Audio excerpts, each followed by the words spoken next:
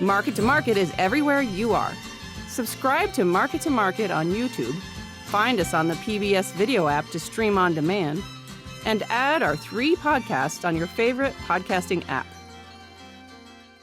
Moody's Analytics will host its 2nd annual Ag Day virtual conference, dedicated to the discussion of agriculture. Ag lending professionals come together for 2 days of peer sharing, best practice concepts, and critical insight into agriculture's road ahead. Learn more at moodysanalytics.com/Moody's Ag Day 2021.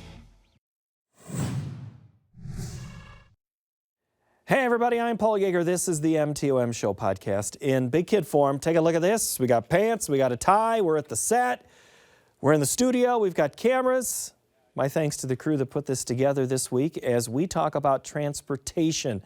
Hurricane Ida came ashore almost to the exact minute of Katrina. Ida left a major impact. What has been learned in that time? What was the damage of Ida this time? We know how it impacted a grain facility of Cargill's in Louisiana, but Mike Steenhoek, who is the executive director of the Soy Transportation Coalition, he pays attention to what goes on there in New Orleans, just like he does in the Pacific Northwest and other places where American farmers' goods, specifically soybeans, go as they head to foreign ports. So we are going to talk about infrastructure.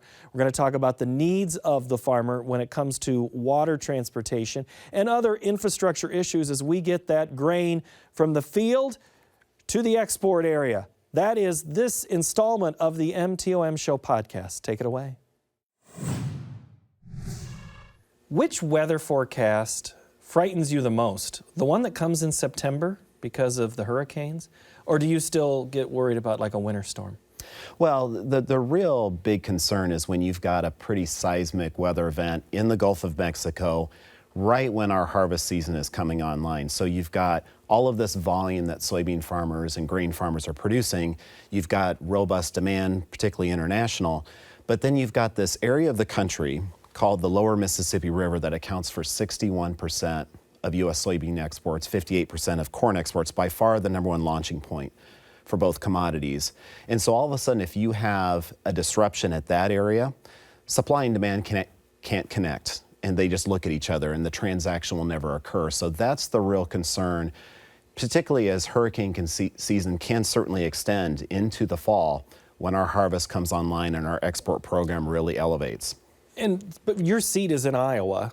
So, I mean, are you watching National Weather Service forecasts, or do you have some type of weather service that you look at just so you know what's going on in those regions? Well, we follow the National Oceanic and Atmospheric Administration. They do a really good job of providing that forecast. But one of the things that Hurricane Ida really demonstrated and reminded us of is these weather events can really percolate in a very quick period of time. Hurricane Ida was on people's radar screen really on that Thursday, August 26th, and then all of a sudden on Saturday, August 28th, that's when the channel was shut down. So you had a storm that really emerged in the Gulf of Mexico. It didn't emerge off the western coast of Africa and meander its way across the Atlantic Ocean. It really just all of a sudden percolated in the Gulf of Mexico. It got this really major shot of adrenaline, this warm water off the coast of the United States, and all of a sudden we have a Category 4 hurricane. So, you can certainly monitor weather forecasts, but again, one of the things that we were reminded of with Hurricane Ida is these things can really emerge in a very short period of time. Severity is one thing. Is there a location from a grain belt perspective that causes more concern than another? Well, you just look at our launching points for these commodities like soybeans, which is the #1 ag export from the United States. So you look at the Lower Mississippi River, which is #1. We've got 14 soybean and grain export facilities that are located along that stretch of the river from Baton Rouge, Louisiana, past New Orleans into the Gulf of Mexico. So unfortunately, that's also an area that's suspect for hurricane activity. So you can have these kind of disruptions. So that's the area that's clearly of the biggest concern. The Pacific Northwest is the #2 launching point for soybeans and for other commodities. So that's clearly important as well. But when you look at where our exports are launched from and what area of the country can have these major weather events, the Mississippi Gulf region clearly is the top of the list. And I'm guessing when it's New Orleans, that's probably target one, a level one, or however you want to say most severe is the most concerning? It is, because you have such volume that goes out of that area. And naturally, you've got these big soybean producing and grain producing states like Iowa, Illinois, Missouri, et cetera, that they are adjacent to the inland waterway system. So it's very natural and efficient to move these products via barge down to the New Orleans area, where they are, in turn are loaded onto ocean vessels, and then they get dispatched throughout the world, oftentimes to Asia. So clearly that's a very important area. And one of the things that I always try to underscore is what happens down there impacts what happens up here. And what happens up here impacts what happens down there. These are two areas of the country that are very inextricably linked. Has that changed, though, over time, as water has maybe not been the primary use of moving some grain from the grain belt? Maybe rail has become a bigger thing, maybe truck, or it's just not flat out making it past an ethanol plant that's closer in the neighborhood? Yeah, I mean, we've seen more and more corn being devoted to ethanol over the last decade plus. And one of the things that has emerged over the last 15 years is more and more soybeans being produced in states like North Dakota, western Minnesota, South Dakota.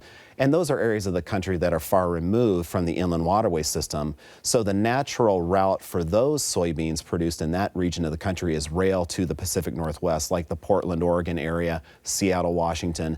And then, of course, with the significant rise of consumption from places like China, it's very natural for those soybeans to be railed to that area, then put onto an ocean vessel, and then sent across the Pacific Ocean. But for those states that are still in the middle of the country, Iowa, Illinois, Missouri, Ohio, et cetera, barge transportation is really the most efficient way of get product to market, and then having those export facilities down in the New Orleans area.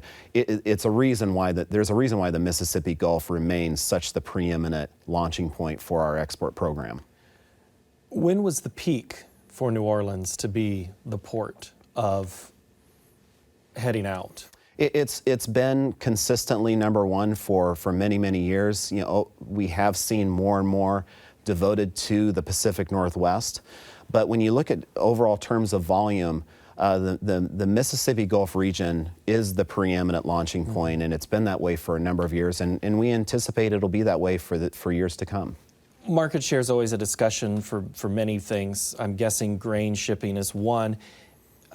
Listening to you talk, it maybe sounds like the Pacific Northwest has picked up some of that market share. Yes, it might not be number one. Has it been a good thing, given the hurricane hitting, or any hurricane that hits in that Delta region, that maybe the PNW is a destination of South Dakota, North Dakota, Montana? Well, one of the cardinal rules when it comes to supply chain is don't put all your eggs in one basket. The more you can diversify the number of routes to your ultimate customer, the number of modes of transportation that you can avail yourself of, the better you are as an industry.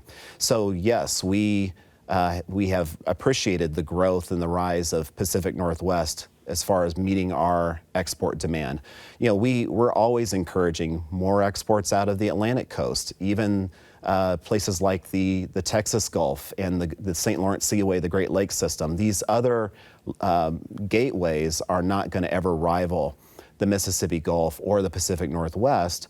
But again, the more you can diversify, the more you can have resilience and redundancy, the better positioned you are as an industry. What's your travel been like down to that region in the past? So you know intimately, oh, that cargo facility, losing it was a big deal. How much do you know about that region without having to rely on somebody else giving you information? You just see where the severest points were to how it responds to the farmers. Yeah, it's been a very important area for me personally to get down to on a routine basis. It is clearly that the profitability of farmers in the Midwest is so strongly linked to how functional our export capacity is on the lower Mississippi River. So it's very important for someone like me to be well acquainted with it. So even before the hurricane hit, the big concerns that I had are yes, the facilities themselves, the storage facilities, but it's the conveyance system that links the storage facilities that ultimately is used for loading an ocean vessel. That's the more fragile elements of these export facilities that are along the lower Mississippi River.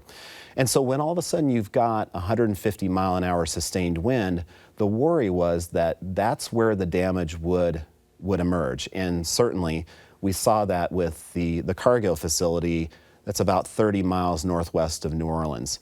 And the big $1 million question is, how long will it take for that facility to get restored? That facility alone probably accounts to 7 to 8% of soybean exports. So, when you've got a lot of pad in your system, having a facility go down like that can be sustainable. But when you've got strong volumes being generated by farmers, strong export demand, you really need your supply chain to be operating on all cylinders. And when that doesn't happen, you fall victim to the scenario that I always try to warn about is you never want to be in the business of attaching a garden hose to a fire hydrant. The good news is that you've got this volume produced by farmers, you've got great international demand, but if you want to be profitable, you want to attach a fire hose to a fire hydrant. You don't want to attach a garden hose to a fire hydrant. And so when your export capacity is not operating at full throttle, you fall victim to that scenario. And then the result is the industry becomes less profitable, your supply chain becomes less reliable. You sound like you want to talk about infrastructure. Is that aging infrastructure? I mean, how fragile was this area you're talking about, this Cargill facility, other facilities like it? How long has it been in a susceptible position to a storm of 150 mile an hour winds? Well, the good news is that these facilities and those who manage them, they're aware that hurricanes arrive in the Gulf area. So they build these facilities and they maintain them with a sense of resiliency and redundancy in mind. They design it to be able to absorb a punch. But I think the point is 150 mile an hour sustained wind that Hurricane Ida produced is quite a punch. So you're not going to be able to emerge from that without some kind of damage. So that's kind of the reality. Now, more broadly speaking, when it comes to our national infrastructure, the United States can increasingly be described as a spending nation, not an investing nation. And there's a big difference between the two. We in this country, we like to expend resources today in exchange for immediate gratification. That's what spending is. When you invest, you expend resources today in exchange for value tomorrow and the next week and beyond that. That's what investing is. And we need to recapture more of an investment mentality. It certainly was more manifest years ago when we built the interstate highway system and preceding that, the Transcontinental Railroad and all of these things that have provided exceptional benefit to the U.S. economy for years. We need to recapture that. And so certainly that means things like enhancing and maintaining the lower Mississippi River, that whole multimodal transportation system, not only for agriculture, but for the broader economy. We need to be more attentive to that. You've worked for a senator. You've worked in Washington, D.C. for a number of years. You know how a political system can be hard to navigate when it is a bill like this. It looks like, President Trump talked about infrastructure all the time, but there wasn't much of a bill that came forward until early in this administration. Mm-hmm. What's the likelihood and let's start with that. What's the likelihood that an infrastructure bill is going to get passed in the next 6 months? Well, I'm always hesitant to be bullish on the Congress and Washington, D.C. doing the right thing. But I am very hopeful that we will see an infrastructure bill actually get passed. It was a very strong signal when the Senate in early August passed the bipartisan infrastructure plan by a vote of 69 to 30 with 19 Republican senators. So that is a pretty strong bipartisan level support, especially given how contentious Washington, D.C. is. Now the big question mark is what happens in the House. And the question is, do they pass something, that infrastructure bill, more in isolation? Or do they lump it together and make it a package deal with this more controversial social spending that's a part of that budget reconciliation proposal? And what I think, it is clearly a priority of the president. We've had that strong level support from the Senate. I do think that we will see something emerge from the House of Representatives, but then the question is how elongated this process is. No bill is perfect, and clearly there's room for critique of the infrastructure bill. But the bottom line is, if that bill does get passed, we will see new roads get built. We will see new bridges getting built, including many in rural areas. We will see our inland waterway system get enhanced. And that's really one of the beauties of infrastructure compared to so many of these other things that Washington, D.C. spends money on, where a lot of times people scratch their heads and they say, I know we spent money on this. It's hard for me to see the value that spending provided to the American people. When you actually build a bridge or a road, you can actually point to it. You can drive over it, and it becomes more easily to be able to determine and conclude, well, this is actually providing value to me as an American taxpayer and to our broader economy. So I think that's one of the real beauties of infrastructure investment. Well, let's go back to earlier this year when there was an issue in Memphis where a bridge over the Mississippi there had damage. But if you look at the pictures, the common eye goes, I don't see anything wrong. Mm-hmm. So how do you tell someone like me who doesn't understand the engineering of how a bridge works, why it's A, it's broken, B, it needs to be fixed, and C, it needs to be done yesterday? Yeah, one of the things that we need to do a better job of is maintaining these assets once they've been built. It's very compelling to have the ribbon cutting moment when the new bridge was built, but it's less sexy to actually maintain it. And that's one of the problems that we have. So we need to do a better job of that. The reality with infrastructure is you don't really notice it until it's not working. And that's one of the dilemmas for those who advocate for infrastructure, is that it's hard for people to get really energized by it until there's actually a problem. So what I and others need to do is to try to portray the consequences of not investing in as vivid of a way as possible before the problem occurs, not after the problem occurs. So, the bridge collapse and the bridge closure in Memphis that actually is now reopened, there was a structural problem at one of the key weight-bearing elements of the bridge. And not only did that impact vehicular traffic going across the Interstate 40 from Memphis into Arkansas, but it actually resulted in a river closure for 3 days. And over that 3-day period of time, 1,000 barges accumulated in a line to transit that part of the river. So you really see how linked these systems are. And one of the big takeaways I had, or at least reminders from that situation, is the interstate system is the flagship part of our surface transportation system. If we've got those kind of problems emerging with the interstate system, how much more profound are the problems on the state and the rural system? And they are quite significant. So we've got a lot of work to do on that. Well, I'll know from my grain that that semi that leaves the field that goes to somewhere else, I see that semi leave. I might not see that barge go by from Dubuque down to, Keokuk on down to Memphis. I worked in Davenport for a number of years, followed the locks and dams there, and I know you know lock and dams pretty well. You could probably name them all if we played a quiz. Let's do it now. I'm just kidding. Why is water transportation, specifically on the Mississippi, upper, middle, lower, what's the biggest need for that region? Because it's still right in the heart of grain country. Why does something need to be done? What's the biggest need? Well, it's integral to our success. So when you look at a truck carrying soybeans, that truck will be accommodating about 900 bushels of soybeans per load. One 15-barge tow or flotilla, when you're attaching 15 barges together, can easily accommodate 850,000 bushels.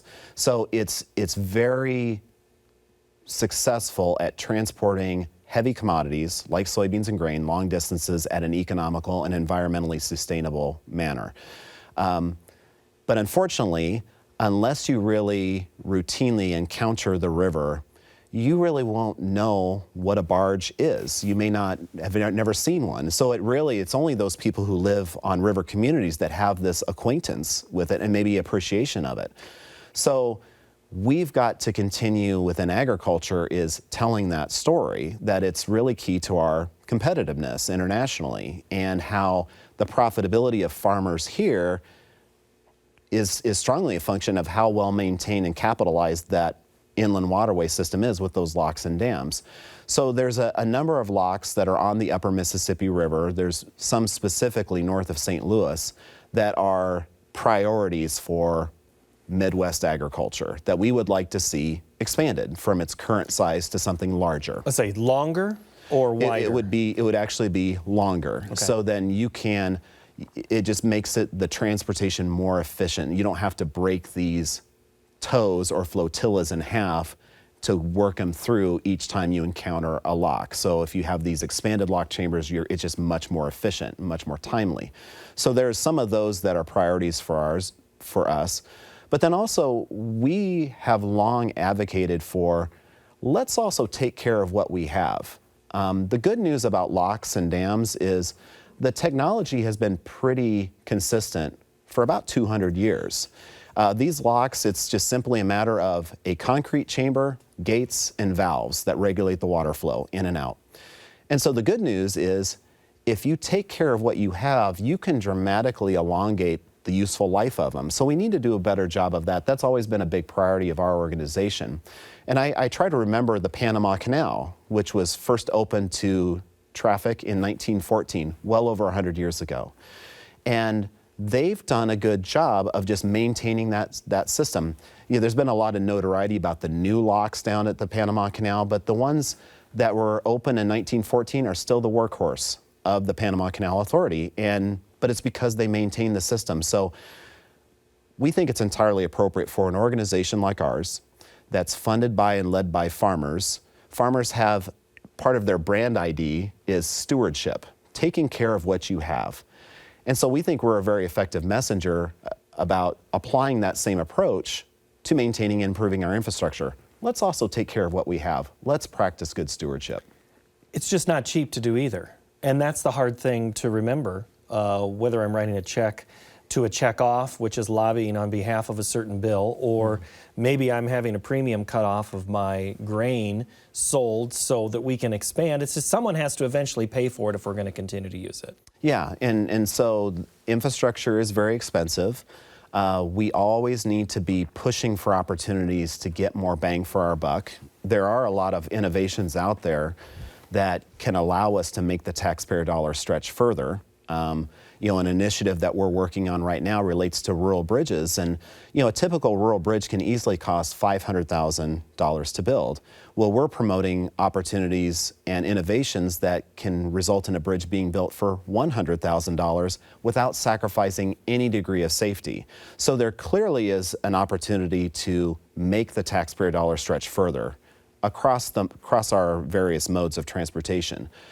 But, when it comes to actually paying for it, it is expensive. But that makes it more incumbent upon us to make sure that we're articulating the cost benefit. So there's the cost side, how big of a check you have to write to build a new road, bridge, lock, whatever it may be. But there are benefits to that, and that is the competitiveness of the American farmer and all of the ripple effects that result from that. One of the things I like to underscore is some industries create the ripple effect, other industries ride the ripple effect. And I think the best example of an industry that's like the stone getting dropped into a pond of water that creates the ripple effect is farming. And you think about it, it's not an accident that we've got all of these industries in the state of Iowa that flourish and exist in the first place because there's a group of farmers that plant a seed in the spring and they harvest it in the fall. And because that activity occurs, there's all these other industries like rural lending, manufacturing, seed technology, all of these industries that would not exist if it wasn't for the farmer. So that's all part of that story we need to tell, that yes, infrastructure is expensive, but the benefits exceed that, and that's why it merits our attention. Did Ida highlight the biggest vulnerability that system faces on transportation from my field in South Dakota, Iowa, Minnesota, to getting it to China or Brazil or Africa? Did Ida highlight the biggest vulnerability, and that's the Port of New Orleans, or is there another one that we need to worry about even more? It really highlighted, because so much volume goes out of that area, how seismic the problem would be if you had wholesale disruption there. Hurricane Katrina presented that to us 16 years ago. There were farmers in the Midwest that all of a sudden saw the price that they were offered at point of sale in the middle of the country, 1,000 miles from New Orleans. All of a sudden their price declined, not because their supply had diminished in quality and not because there was no longer demand, but just all of a sudden the supply chain wasn't operating as it normally would be. And the whole phenomenon with agriculture is you've got these barge loading facilities on the inland waterway system like the Mississippi River. And if these facilities can't move product out their back door because, say, the port of South Louisiana is closed by New Orleans, then those facilities will not be willing to accept product via their front door because they can't move it out. And so what they do is they'll drop the price that they offer to farmers. And so, my mind immediately turns when you see these export regions close. Or say even the same phenomenon can happen is if you have an unexpected closure at a lock on the inland waterway system, is all of a sudden that translates to less money in a farmer's wallet. So it has real relevance to an individual farmer. Well, and since Ida hit the Monday after, it was Saturdays when it made landfall. Monday's market, Sunday night's opening Monday, we've been lower consistently, corn and soybeans to an extent, wheat, since then, and we haven't really seen much of a return, and we've been running pretty good up until that point. So yes, it's a real thing about less money in the pockets of farmers right now. Lastly, as we finish up here, Mike, you talk about the biggest challenges if we don't have a place to send. What's the biggest priority for your organization as we, is it become trying to figure out this infrastructure bill? Is it something else? What's the biggest priority in the next 6 months for you? Well, it's, all of the above is kind of a scapegoat kind of question, but it really is true. When you look at the journey from the farm to the ultimate customer internationally, it's comprised of a number of links. And you're always only as strong as your weakest link. And so there are challenges with our rural road and bridge inventory, our inland waterway system, our ports. I always try to keep in mind that if your supply chain, if each link in your supply chain is made out of stainless steel, but only one of them is made out of a twisty tie, then you don't have an effective supply chain, even if most of the links are strong. So you have to be attentive to each of those links in the supply chain. So for us to do our job appropriately, we're going to be very attentive to rural roads and bridges and the inland waterway system and our ports. And the moment we focus disproportionately on one, then the danger is that one of those other links could become the twisty tie, and then you don't have an effective supply chain. All right, Mike, I appreciate your time. Iowa native, I didn't even get into your background. Iowa native, right? Yeah, I was raised in central Iowa. My parents grew up on farms east of Des Moines, so worked for Senator Chuck Grassley for 8 years prior to doing this. So yeah, it's great to be working on behalf of Iowa and U.S. farmers. All right, Mike Steenhoek, appreciate the time. Thank you so much. Hey, thanks for having me. My thanks to Mike Steenhoek for his time here as we discuss the transportation issues impacting the American farmer. Thank you so much for watching, listening, or reading. Hey, if you have an idea for us, hit us up at Market to Market at iowapbs.org. This has been a production of the Market to Market TV show and Iowa PBS. Thank you so very much. We'll see you next time.